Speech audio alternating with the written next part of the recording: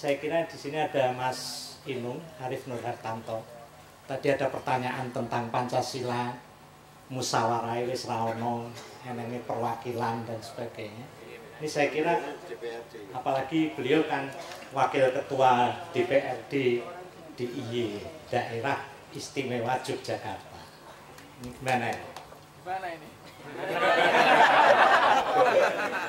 Iya kita Nggih, matur nuwun Mas MH, Mas Haris. Ingkang satuhu kula hormati Gusti Bendoro Pangeran Haryo Prabu Kusumo saha wonten wingking menika wonten Gusti Bendoro Pangeran Haryo Yudhaningrat. Ya lenggah wonten wingking kalian Datutut. Kanjeng Jatiningrat ingkang satuhun kawula hormati ugi, ada yang sangat aneh ketika kita membuka Undang-Undang Dasar kita. Nama lembaganya itu Majelis Permusyawaratan Rakyat. Tetapi di ayat yang berikutnya itu disebutkan, itu kode ben ora suwe-suwe. Nendang icik-icik. Pengambilan keputusan di dalam Majelis Permusyawaratan Rakyat menggunakan suara atau dengan suara terbanyak. Jadi judul alat kelengkapannya itu Majelis Permusyawaratan Rakyat, tapi cara pengambilan keputusannya itu dengan suara terbanyak, bukan kemudian mencerminkan permusyawaratan yang golong gilik tadi. Nah, saya singkat saja, Mas Haris, memang proses-proses politik kita sekarang ini, karena politik kita ini kan panglima sekarang, menghasilkan wakil-wakil rakyat di seluruh lini, mulai dari DPR RI nasional, provinsi, kabupaten, kota, kemudian menghasilkan pemimpin-pemimpin lokal, bupati, wakil bupati, wali kota, wakil wali kota, gubernur, wakil gubernur, menteri, presiden, seluruhnya itu. Tetapi kemudian sistem demokrasi yang kita bangun ini tidak mencerminkan kemudian ruh dan jiwa semangat kebangsaan kita yang berakar kepada value, nilai-nilai yang adiluhung yang tadi Mas Haris sudah sampaikan dan Kanjeng Jati juga sampaikan tadi itu, berangkat dari nilai Jogja sebagai hati nuraninya Nusantara ini. Saya mohon maaf, Kanjeng Jati sudah menyinggung. Orang sekarang ini itu jauh lebih terpesona dengan orang yang merekayasa diri dibandingkan dengan orang yang kemudian tulus apa adanya. Sudah enggak, saya mengalami berkali-kali, 3 kali pemilu saya mengalami. Sistem suara terbanyak 2 kali saya alami, dengan nomor urut saya pun juga pernah mengalami. Mas Arif, Anda kan sudah sosialisasi di sini. Lalu memang Mas Arif pengen dicontreng, karena Anda pengen dipilih oleh warga kami. Ini Pak RT loh, ini yang ngomong ini, moderator forum itu Pak RT. Tokoh artinya di sana, tokoh. Kalau Mas Arif pengen dicontreng, ya Mas Arif harus memenuhi proposal kami dulu. Gitu Mas Enda, katanya. Saya tanya, Mas, mohon maaf, proposal yang harus saya setujui itu isinya apa? Kalau saya harus jujur, tidak boleh korupsi, saya harus rajin menghadiri rapat, dan saya harus terus mempertanggungjawabkan kinerja saya di DPR nanti, di DPRD maksud saya, kepada masyarakat. Malam hari ini saya setuju dan saya tanda tangan ini sepenuhnya. Kinten-kinten pajeng mboten, saya ngeten iki. Mboten pajeng. Mas Arif sedang berdiplomasi. Bukan itu, Mas. Yang saya maksud jadi orang jujur, orang yang menyampaikan kedalaman hati dan pikirannya itu berdiplomasi kok. Oleh masyarakat diterjemahkan sebagai orang yang sedang berdiplomasi. Bukan itu, Mas, proposalnya. Nyuwun ngapunten, kalau di luar itu saya tidak sanggup untuk memenuhi. Ya sudah, kalau begitu Mas Arif nggak bakalan kami dukung. Oh betul apa-apa. Kula sampun matur nuwun sanget dipun paringi wekdal saged nyambung silaturahim. Karena kepentingan saya dalam dunia politik ini juga harus berfondasikan kepada kepentingan merajut seluruh elemen masyarakat untuk silaturahim bersama-sama. Nah, kita kering Mas Haris sekarang ini orang-orang yang bersungguh-sungguh untuk mentadaburkan value itu dalam sikap keseharian. Tadi Mas MH sudah menuntun itu tadi. Orang itu sekarang takut, Pak, berkesendirian karena sikap yang dia yakini bahwa ini adalah kebenaran yang harus saya lakukan. Takut tidak terpilih, takut nanti kalah, takut kemudian nanti wah nanti saya sendirian saya. Sementara kawan-kawan yang lain, sahabat-sahabat yang lain sudah seperti itu. Nah, inilah yang kemudian sedang menyelimuti kita ini. Maka tadi sepanjang saya tertawa, di balik itu saya merenung setiap kata yang disampaikan oleh Mas MH, pengantar yang disampaikan oleh Mas Haris, Republik ini masih akan menjadi sangat luar biasa memiliki kekuatan jika seluruh elemen masyarakat mentadaburkan value, nilai yang kita yakini. Karena mohon maaf, yang brengsek itu bukan hanya politisi. Saya mohon maaf ini. Masyarakat yang saya contohkan tadi itu sudah tokoh itu, ketua RT. Itu kemudian uang kok yang diterjemahkan. Jadi ada transaksi, ada kami dukung. Kalau tidak, ya tidak. Nah, Jogja, orang Jogja ini jauh dari nilai-nilai yang seperti itu. Jadi cirinya orang Jogja itu bahkan rela ikhlas memberi dari yang diminta. Itu saya pelajari ketika kehidupan di kampung. Nyuwun pangapunten Pak Harto Sutrisno. Pak Harto Sutrisno itu bapak saya almarhum. Hampir 1 tahun beliau meninggal dunia. Nanti awal-awal puasa itu genap 1 tahun. Kula ajeng ngrepoti, kula niku gadah kersa benjang badhe nikahaken putra kula lajeng kagem tasyakuran, kula badhe ngrepoti ngempelipun dalemipun Pak Harto Sutrisno. Apa jawaban bapak saya? Mbok boten namung ngemper. Mbok sing sanes-sanes monggo, menawi badhe dipun agem monggo. Jadi orang Jogja itu kemudian ketulusannya itu ditunjukkan dengan apa? Pengen memberi yang lebih dari yang sebatas kemudian diminta oleh seseorang, dan keinginan untuk membantu, keinginan untuk meringankan beban orang lain, keinginan untuk menjadi yang yang lebih tulus, yang lebih genuine, yang lebih alami, yang lebih sahaja di dalam berbagai hal itu, saya sangat sepakat. Dan inilah yang kita rindukan di Republik yang sangat kita cintai ini, karena rekayasa politik, pencitraan politik sudah menjadi Tuhan dalam seluruh proses-proses kita itu. Mari kita lahirkan yang genuine. Mari kita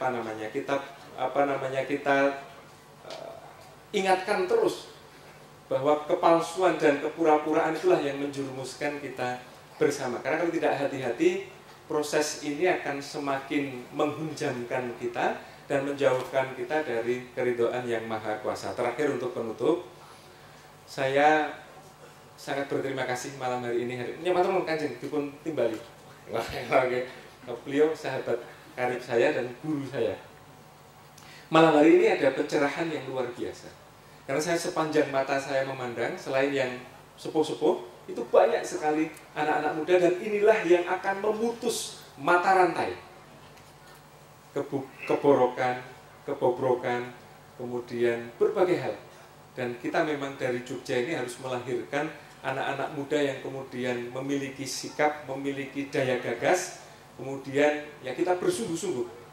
Cara kita untuk mentadaburkan itu ya dengan kita memiliki visi, memiliki gagasan yang jauh ke depan, yang disebut Mas FH cita-cita. Tapi kewajiban kita kan bukan mewujudkan cita-cita itu, dan kita ikhtiar secara terus-menerus. Saya tidak akan pernah lelah untuk menyuarakan itu semuanya.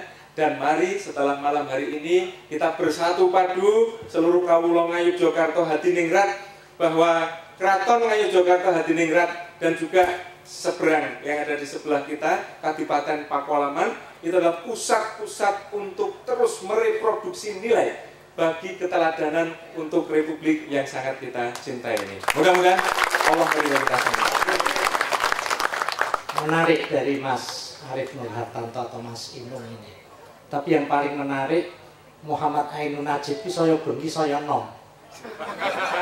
Pisanan nom Mbah Nun, ya nah.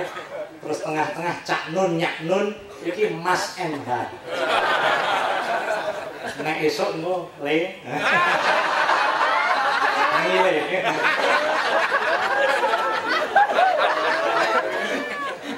Tapi saya kira sebelum kita ini tekan jam 12 teman tak? Jam 12. Nah, jam 12 engko isih nganggo donga-donga ya.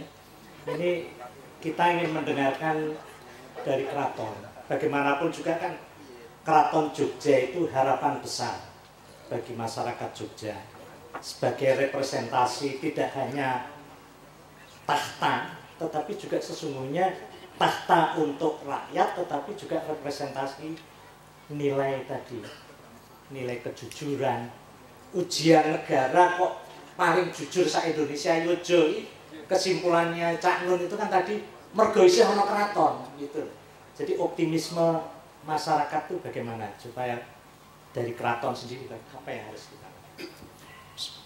Assalamualaikum warahmatullahi wabarakatuh. Jadi pada prinsipnya saya cuma mengacu pada almarhum Bapak Dalem ya, Sri Sultan Hamengkubuwono ke-9. Ya, jadi beliau selalu mengatakan bahwa anak-anak itu harus bermanfaat untuk masyarakat, sehingga keraton ini akan terus berdiri dan disuyuti oleh masyarakat gitu. Sehingga seperti saya ini pagi sampai malam ya, keliling sana sini ya, diundang sana sini saya melakukan semampu kami ya. Kadang-kadang semalam, misalnya malam ini saya ada tiga tempat sebetulnya ya, semuanya hampir pengajian ya, mungkin mau puasa ya. Jadi tapi saya kan ke sini karena ini kaitannya dengan yang paling dekat, yaitu keraton. Nah, jadi pada prinsipnya orang hidup itu seperti yang saya sampaikan, itu ibadah amanah warahmah. Ya, jadi yang dilakukan oleh almarhum Bapak ini luar biasa. Jadi bukan karena itu Bapak saya, ya, tadi the unique person in the world. Jadi Bapak Sri Sultan Hamengkubuwono ke-9 itu orang paling unik di dunia. Karena apa? Karena beliau seorang raja, tapi beliau juga seorang gubernur, beliau juga jenderal, juga letnan jenderal tituler dari Belanda. Kemudian juga beliau memegang jabatan sebagai menteri berkali-kali dan bermacam-macam. Ya, kemudian terakhir beliau menjadi wakil presiden. Jadi itu tidak ada di dunia ini yang seperti itu. Nah, mungkin teman-teman di sini atau saudara-saudara sekalian pernah dengar saya keluar dari partai politik itu. Ya, jadi saya keluar itu karena saya marah sekali. Ya, apa yang dilakukan oleh bapak saya untuk negara ini, untuk mendirikan negara ini, itu mau diabaikan begitu saja. Ya, pada waktu itu pemerintahnya Pak SBY. Dulu waktu itu saya ketua Partai Demokrat Daerah Maju Jakarta. Saya tidak pernah diajak bicara. Ya. Tapi tahu-tahu saya lihat di Jakarta Lawyers Club, dulu belum ILC ya.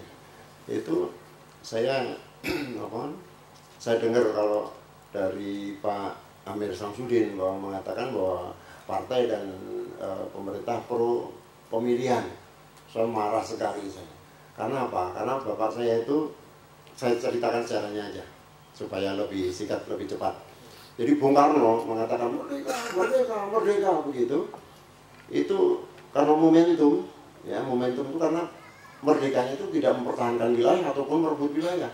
Tapi Bung Karno itu seorang syuhada, seorang pemimpin, sehingga mungkin punya firasat atau wangsit atau apapun itu yang disebut itu, sehingga tanggal 17 Agustus itu walaupun itu momentum, itu tetap kita peringati sebagai hari kemerdekaan bangsa kita sampai hari ini.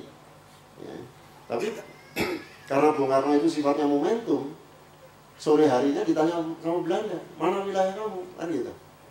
Nah, Bung Karno bingung karena seluruh Nusantara itu di bawah koloni Belanda, ya, termasuk Batavia.